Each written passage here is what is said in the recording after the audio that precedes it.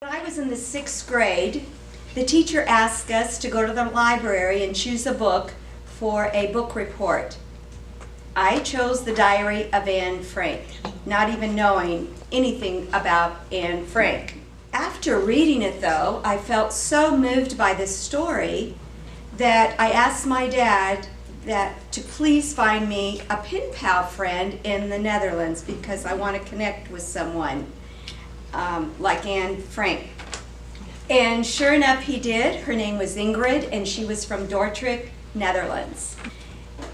It was uncanny when we first started writing how many things we had in common. We both were being raised by a stepmother in 6th grade through high school and on up. And we also were the oldest in our family, and we also had a younger sister. And then after high school, without even telling each other, we both chose the same professions.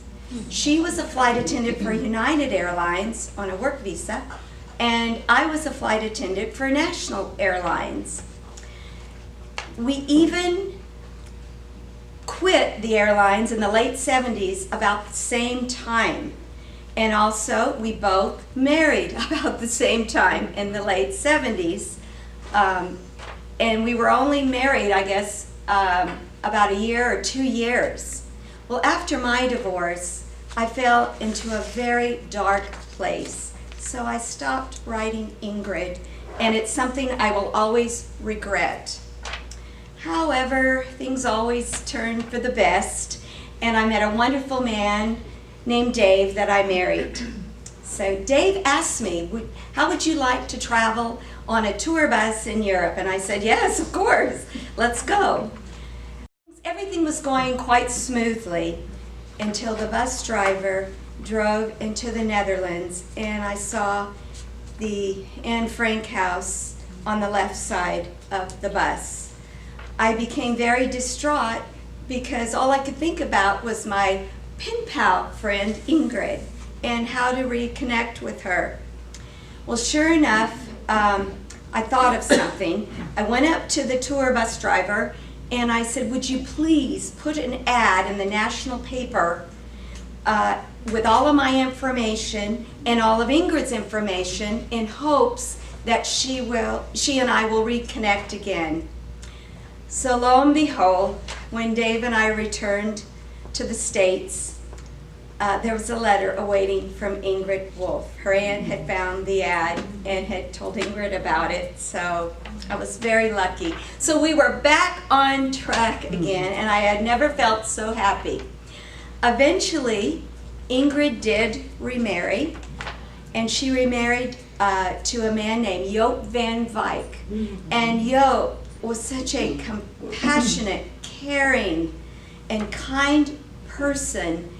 It was one of the most kindest men we could have ever met.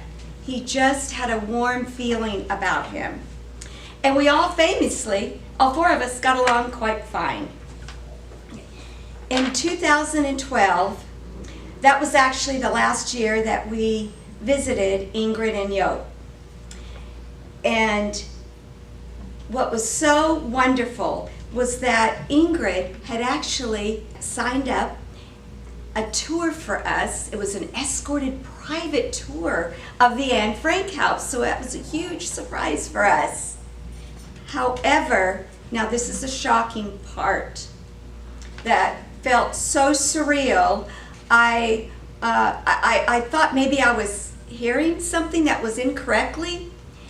So what we heard was that Otto Frank had asked Joop's grandfather to design and build the bookcase that hid the entrance to the stairway that led up to the annex. Whoa! But that wasn't the most important part. His mother, Bep, actually had been working for Otto Frank since she was 18 years old. And Bep decided to stay with Otto Frank and the family and the other hiders when they settled in at the annex. She wanted to be there for him and the others. She was 23 years old at the time, and she actually was the youngest helper to help all of them in the annex for the next 2.5 years, risking her life.